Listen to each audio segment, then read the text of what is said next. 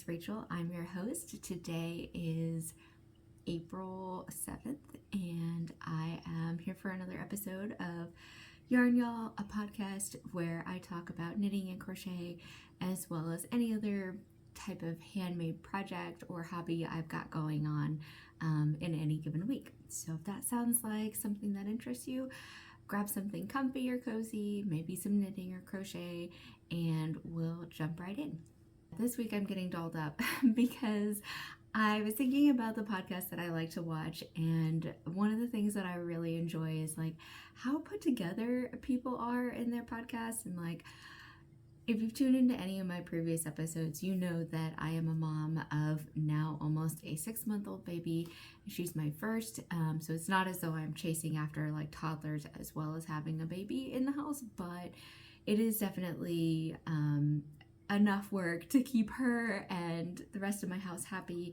And so I don't usually put a lot of effort into my appearance when I podcast, and I just thought, like, what's the fun of that? Like, one of the things we like about shows and other visual forms of entertainment is being able to look.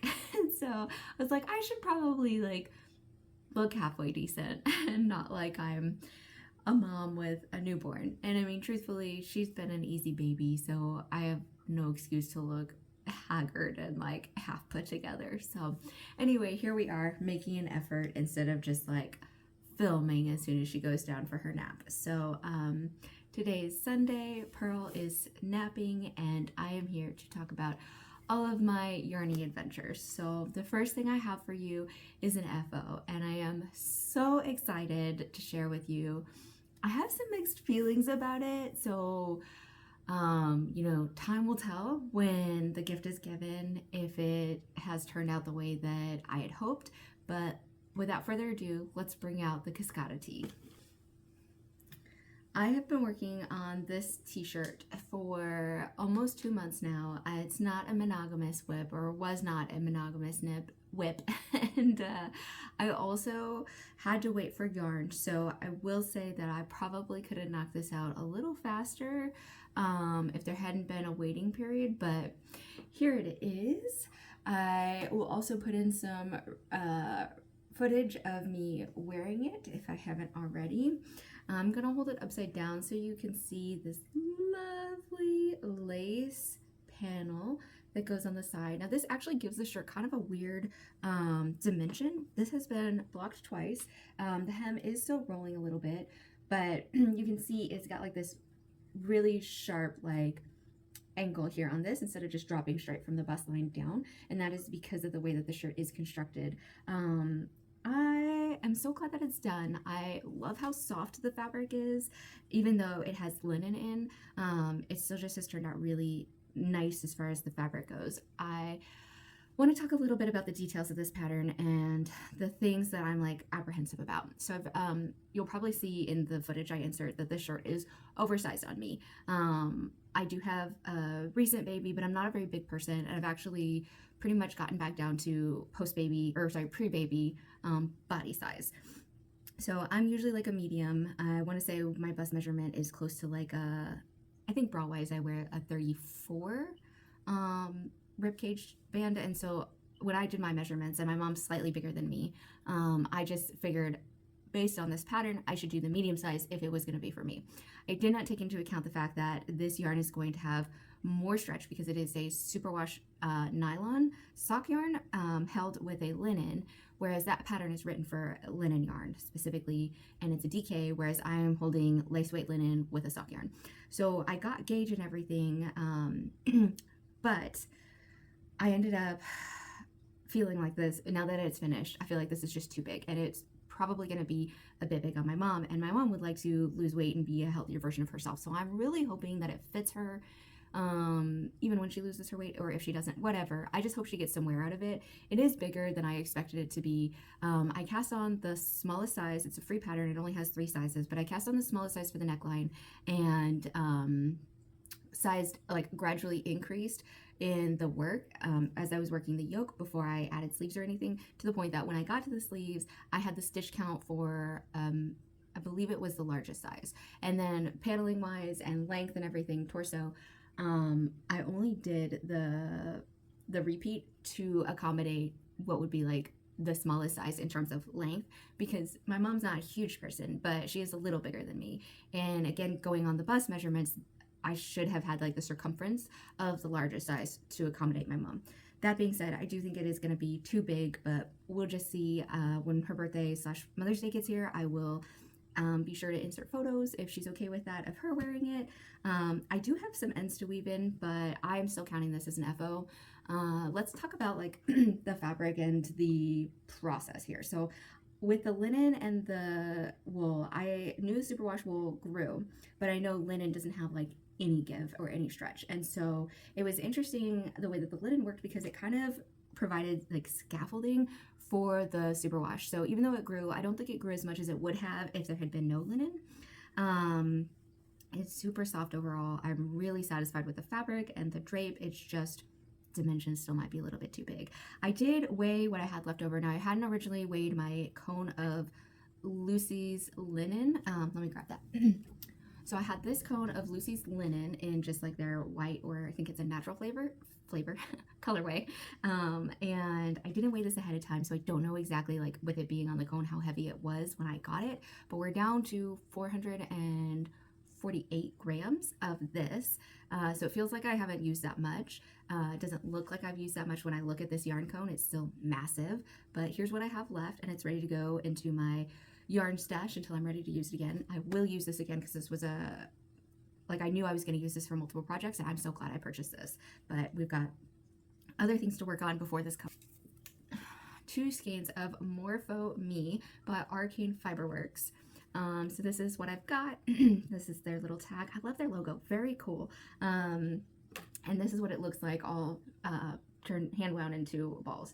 So this is my second purchase. I had originally purchased 2 skeins. This is what I have left of those 2 skeins, but I was alternating between the two because I don't know, I just had heard that that's what you should do. I don't know that it really matters, because I do feel like the color vibrancy, even within a skein, varied so much that I don't know anybody would be able to tell if I had just done like one full skein and then connected the next and then the next full skein, and not done some like, I don't know, mutt version of helical knitting. But I did sort of helical knit. I alternated yarn balls as I did rounds. And when I weighed these this morning, I had 23 grams of this, which is from my original purchase batch of purchases. And then I had 81 grams of this. And so when I combine these two together, I basically have a full skein of 100 grams of yarn. However, they're not from the same hank, so I really didn't need to wait on yarn. I would have been fine, but it is what it is. I will use this for something, potentially a linto. I'm working on a linto right now, and I just think this would be super pretty worked into something else. So not sure what I'm going to do with this. I'm going to think about it before I make any decisions, but for now, these are going to be put away with the linen, and I just get to think about all the other stuff I've got going. So, Cascada Tea, I think I really enjoyed the lace. I learned a lot from working it, and I had never seen anybody hold a wool-based yarn with a linen, so I'm really glad to have this. I'm super curious to know what my mom's going to think about the way it wears. When I washed it and blocked it the first time, it looked pretty good. And then when I washed it and blocked it the second time, I feel like it got even softer and looked even nicer. The hem is still curling.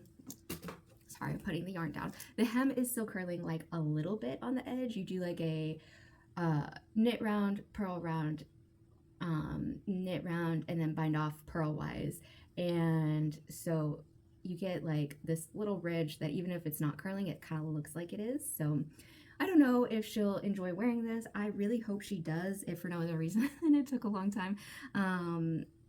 I think I'm probably going to need to practice more and find patterns that I know are better suited for hand-dyed yarn than just like, oh, I like this pattern, we'll try it. It works for the quantity of yarn I have, for the weight of yarn. I think I need to be more intentional if I'm going to use an expensive yarn like that. And not to say that his yarn is very expensive in terms of hand-dyed yarn. It seems like it's very middle of the road, affordable.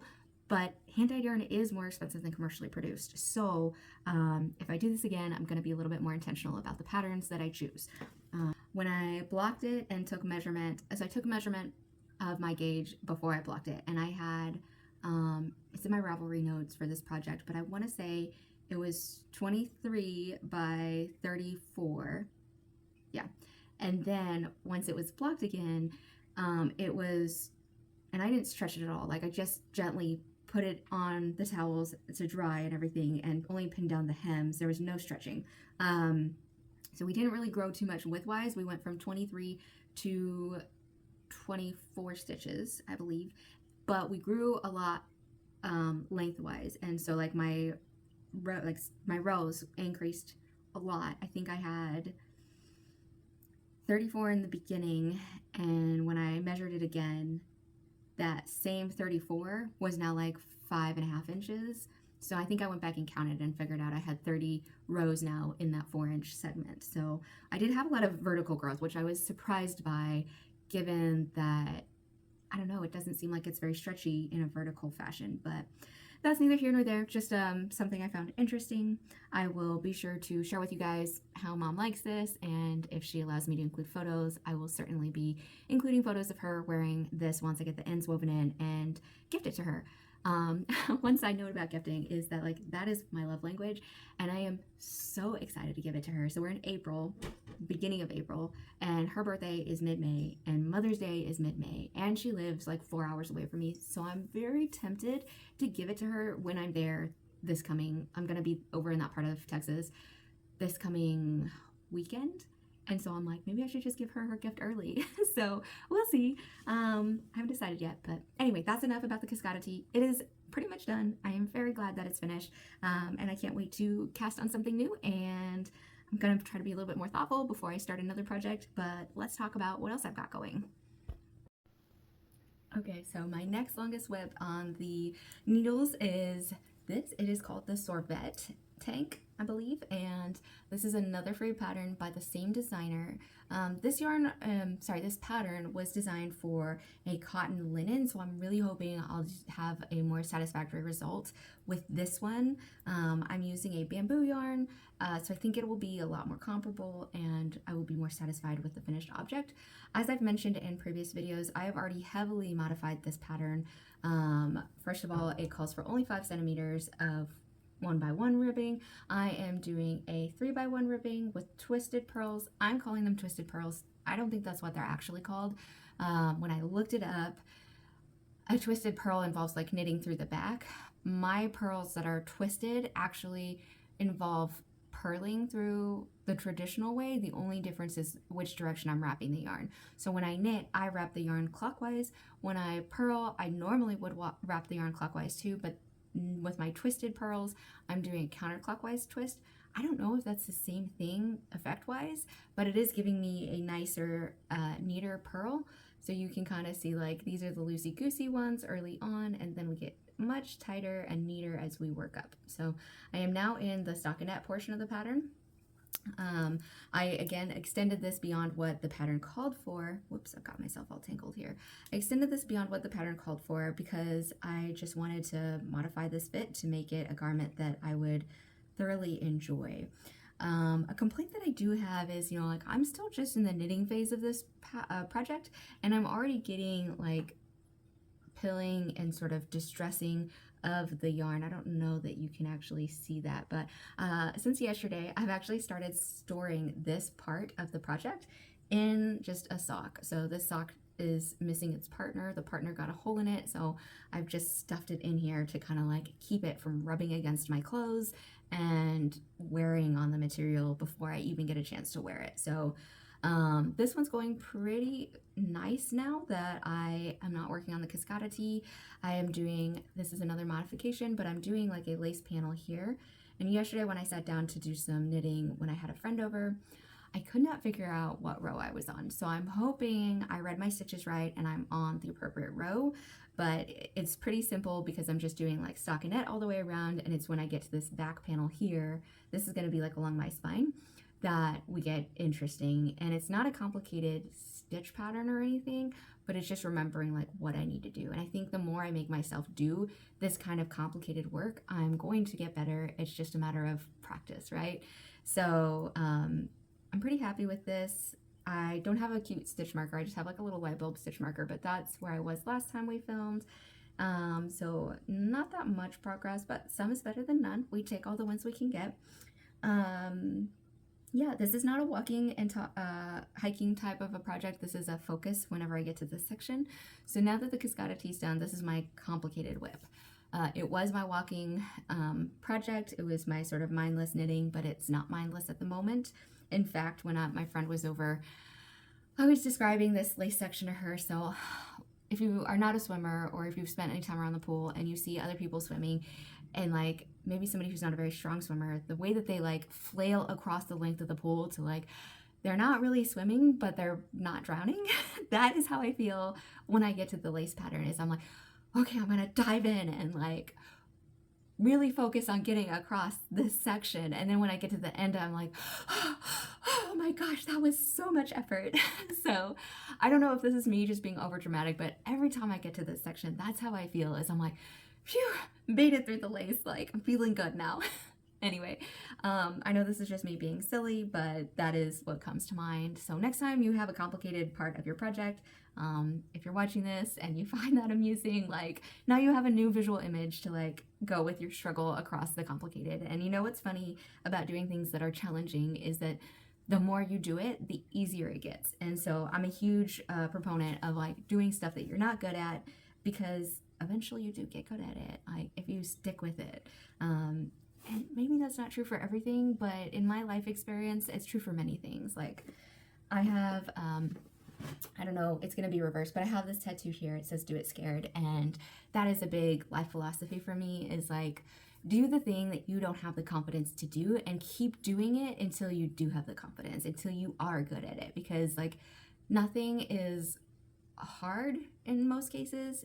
Often it's just new. So anyway, that's my little like motivational thing for the week. But you know, if you're not good at something yet, don't get down on yourself and quit. Like if it's something that you really want to do, keep at it. The most satisfying things in life are the ones that really cost us in terms of effort or practice, or like, I don't know, there are really good things in life that are free, but some of the best things in life take work and take some fight to accomplish or to experience. So anyway, the next thing I want to talk about is my lento. I've rambled a little bit on the sorbet, so time for the lento. This is like my new favorite whip. I've got it just like on this pants coat hanger just to kind of like have it handy here. I tried it on earlier, so hopefully I can show you guys some footage, but here we've split for the sleeves, and I've just got them like pinned around some extra cables and needles that I have. This is the front. You can tell because somehow I got like this whole section with no color in, which I kind of like and I kind of don't. So, I mean, it is what it is. I wish that the back, which is got short rows and stuff and has all this fun color, like I wish this was out front. This is so wild and fun, and unfortunately it's on the back. But I made some good progress. My little like turtle progress keeper here is weighing us down, but I don't know, it's hard to see, but I think I measured it last night and it was like 5 inches or 13 centimeters. So I've made progress on this one. This is the one I take when I go walking with Pearl. It's getting a little bit harder just because it's so much more fabric now to be carrying this around, but I think maybe middle of next week I might cast on a mini lento. I haven't decided yet.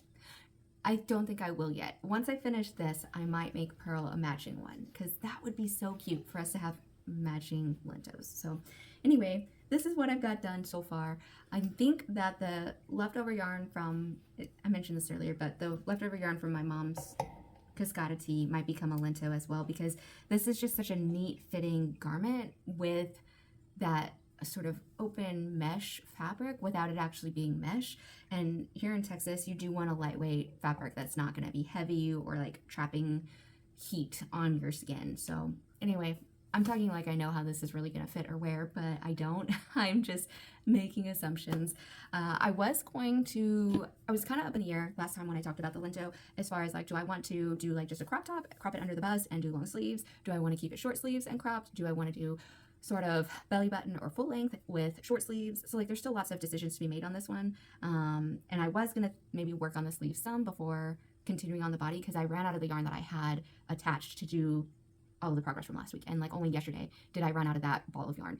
It's all from the same hank, but I've like cut it because it's been in different projects. So I was going to, instead of attaching this ball of yarn, just go ahead and work on the sleeves, but then my ADD got involved. It's ADHD, but that got involved, and I was like, I'm just attaching the yarn and keeping going on the body. And I didn't actually contemplate, do I want to work on the body more, or do I want to add sleeves and see how I feel? So as of right now, we're just continuing down on the body because that's where the yarn is connected, and I have a feeling this is going to become a thing without me making a lot of conscious decisions about it. So yeah, I'm gonna put this away, and we'll talk a little bit about upcoming plans, some other stuff I've got going, some books that I'm reading or finished reading, and yeah, let's go ahead and pause and do that. I know that a lot of us here are readers. I wanted to share some of the books that I've finished recently, and I'll try to be brief about them. So I just finished The Inheritance Game. I don't remember if it was a friend in real life or if it was like a YouTuber, but I was influenced to recognize that name, and when I was perusing my library's available audiobooks, that one came up, so I got it and listened to it. It's cute. It's I'm in my 30s, and so it's just a very like simplistic, somewhat not plausible storyline. It was cute though, and I will say, like, I think for younger people it would be very, very enjoyable. However, another book that I finished that was recommended to me by a friend from our community group, she is like a prolific reader. I'll see if she'll let me include footage of her library because she has the most beautiful arrangement of books. But The Wishing Game, I don't remember who it's by, Meg something, I want to say. That one was incredibly cute. I had it on hold at the library. It came available this past week, and I listened to the whole thing in like 3 days. Very adorable. Again, not extremely plausible, but I don't care. Like, I think when a book is well enough written or with like a unique enough plot, even the implausible becomes like enjoyable. So I did like that one. I would recommend that one, probably even more so than The Inheritance Game. My sister has fostered and adopted children, and so like on the one hand, I could not relate to some of the like thought process of the main character. On the other hand, having family who has had children that they completely adore and care about and just love with abandon, who's not their own flesh and blood, like I do get that, and seeing that expressed in a story was very sweet. So it wasn't it was fiction, but it's not like high fantasy like the Throne of Glass, or the Night Angel trilogy, or A Court of Thorns and Roses, but very cute story. Highly recommend that one. I have an Audible subscription, and my credits are supposed to be available here in another like 2 weeks, so I'm holding off buying any books. That being said, I'm going through and listening to like some older books in my library, and I did buy one book for a women's group study that I am doing. That one's called No Greater Love by Rebecca McLaughlin. I'll link it. Those books are phenomenal. I've read 2 of her books, and the No Greater Love book was fantastic. It's about friendships, especially like adult female friendships. And if you guys are like me, or many of the people I see posting on the internet, all of those memes, like, making friends in adulthood is hard. Like, we have our own lives, we have our career. If we're lucky enough, we have a spouse and a child to keep track of. And so like also having friendships is just tough. And that book dives into some of that in a way that I haven't seen before. And I just think it's a really good read. It's nice and short. It's like 4 hours on Audible. The author reads it, and she's got this beautiful accent, so I could not rave more about her or her books. So that's nonfiction. And then I'm also reading, I just started it like right before we started filming, The Magician's Nephew. It's an oldie but a goodie. I honestly think that The Lion, the Witch, and the Wardrobe is a little bit overrated compared to some of the other books in that story arc or series world. So if you have not listened to The Magician's Nephew or read it, I know it's old. I know nobody's like raving about this new author, C.S. Lewis, but he's good, and there's a reason why he's beloved and his stuff has lasted for forever. So anyway, those are a couple of names of books that maybe you haven't heard of, maybe you have heard of. So if you're looking to find something new to pick up this week, highly recommend any of the ones that I mentioned. Even The Inheritance Game wasn't bad. It's just, there's so many books out there. Like, it's hard to be great in the crowd of excellence that has occurred in the years and years of fiction, and it seems like there's only even more and more fiction like published every year, and so to stand out it's hard. And so, yeah, I would say if you want something lighthearted, if you like something that's somewhat innocent but still has some romance energy, the Inheritance game is good. So anyway, I think that's all for me this week. I will be out of town next weekend, so I don't know how much knitting or crochet will get done. I am like, my mind is just churning with all of the like exciting possibilities of starting a new project, but I'm trying to be thoughtful and disciplined and intentional, because if I'm going to work on something for 2 months, I want to be really, really proud of what I made, and I want to be satisfied with the making process. And yeah, I feel like I just have like a little bit of a higher bar now that I've made a few garments, literally 2, now that I've made 2. But because I'm limiting my whips, I really have to give it some thought and make sure that I'm going to be happy with the new thing I'm starting. So anyway, if you have any suggestions on projects, maybe like the Linto you enjoyed, that was like very potato chip knitting, I do think eventually I am going to have something new, because this is starting to be too heavy to carry while I'm also carrying my 14-pound daughter and walking several miles. So yeah, let me know in the comment section if you like this video. Of course, do me a favor, subscribe, like, share, tell your peoples. And until next time, I am Rachel. I hope you guys have a wonderful week.